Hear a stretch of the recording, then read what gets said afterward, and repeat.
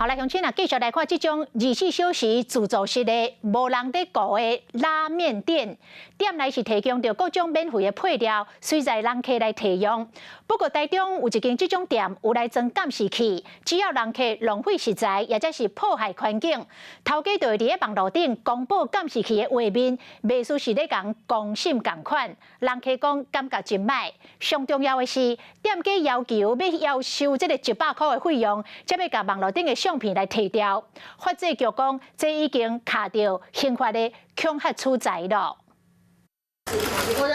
选家己家己的拉面，搁加真正金针菇、海大丁配料，饲开关煮好菌，一碗拉面就煮好势。不过台中这间无人拉面店煞引起争议。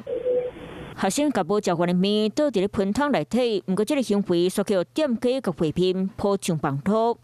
店家说无挂目镜，想要一张就是你对，希望你出社会无钱去要死。吃完请爱护环境。台中这间24点钟无人拉面店，有人客发现店家用监视器看人客食片，有人倒喷可以公布相片，认为店家会讲公审。没有去询问还是什么，一下子就这样，我会觉得公审就是不太好。看个人吧，因为我是不太会浪费食物的那一种。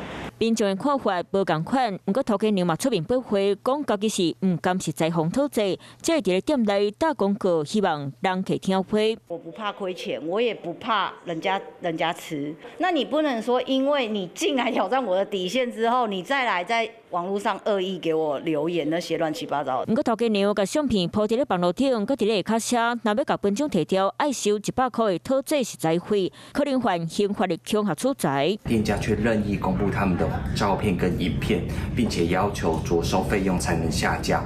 店家这种行为已经有违法的疑虑。珍惜食材是好事，不过甲人客食面的相片放伫咧网络顶公审，这互消费者是真无欢喜。假使要甲本奖提掉，搁甲消费者收100，这可能嘛犯法。